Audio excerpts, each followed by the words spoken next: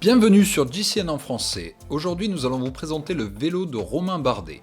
Le leader de l'équipe AG2R La Mondiale utilise pour la deuxième année consécutive des vélos de la marque Eddy Merckx. Voyons ensemble en détail sa machine. Le modèle principalement utilisé par Romain est l'option légère mise à disposition des coureurs terre et ciel, à savoir le Eddy Merckx Stokke 69, qui devrait vous rappeler quelque chose. Non? Rien? Vous êtes sûr? Bien vu, c'est en réalité un Ridley Helium SLX, également utilisé par l'équipe Lotto Soudal de Thomas de Gendt. Pour rappel, la marque Eddy Merckx fait désormais partie depuis 2017 du même groupe que Ridley. Il s'agit d'un cadre aux lignes assez traditionnelles, malgré une géométrie légèrement slooping. Très léger et très rigide, il présente un poids de seulement 750 grammes sur la balance, ce qui en fait un vélo extrêmement polyvalent. A noter une peinture très sobre dans cette livrée AG2R La Mondiale, peut-être trop blanche à mon goût. Les initiales RB de Romain Bardet viennent compléter cette finition, dont on peut regretter qu'elle soit collée de façon un peu grossière. On aurait aimé un peu plus de soin sur les détails pour une machine d'un tel niveau. Passons au poste de pilotage. Bardet a choisi au sein de la gamme DEDA le cockpit intégré Alanera DCR Carbone, avec un cintre de largeur de 40 cm. Un cockpit très utilisé dans le peloton pro puisqu'on le retrouve, chez les cousins de Lotto Soudal, mais aussi par exemple sur les Colnago de l'UAE Team Emirates.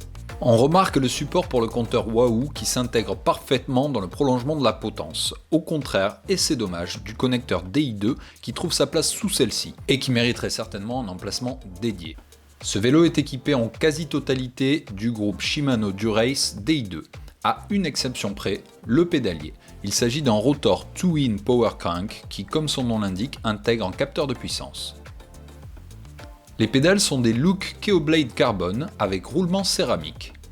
Justement, en parlant céramique, l'équipe AG2R La Mondiale est également sponsorisée par l'entreprise belge SEMA, spécialiste des roulements céramiques, qui sont utilisés d'ailleurs par la plupart des coureurs terre et ciel.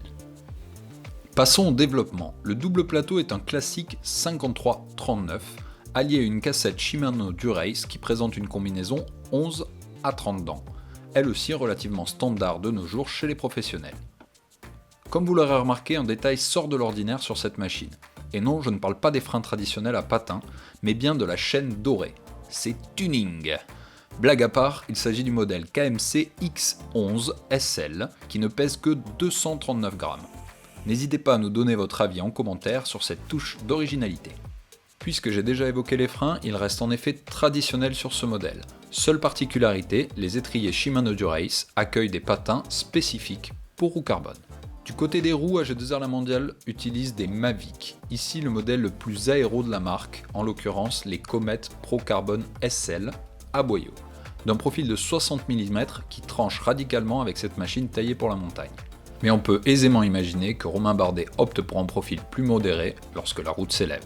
Passons à l'arrière de la machine, en commençant par la tige de selle. Il s'agit d'un modèle Super Leggero. Et en effet, il s'agit du modèle le plus léger de la marque DEDA. Elle est complétée d'une selle Fizik Antares 00 posée sur un chariot en carbone. Quelques derniers détails avant de vous dévoiler les chiffres clés de la bête, à commencer par les porte-bidons qui sont des Elite Custom Race Plus. On remarquera un support de plaque de cadre intégré au-dessus du frein arrière. Place aux chiffres donc, le grimpeur français mesure 1,84 m pour une hauteur de selle de 75,4 cm. La longueur bec de selle au centre du guidon est quant à elle de 61 cm. Vous l'aurez compris, cette machine est tournée vers la montagne, c'est donc assez logiquement qu'elle offre un poids sous les 7 kg, avec exactement 6 kg 900 g. Très proche donc du poids limite autorisé par l'UCI, surtout si l'on considère le profil de roue utilisé et la présence du capteur de puissance. Comme toujours, j'espère que vous avez apprécié cette vidéo. Dites-nous en commentaire en quoi ce vélo vous rappelle le Cannibal Eddy Merckx dont il porte le nom. Si ce n'est pas encore fait, pensez à vous abonner à la chaîne JCN en français et à télécharger notre application mobile pour ne rien manquer. A bientôt!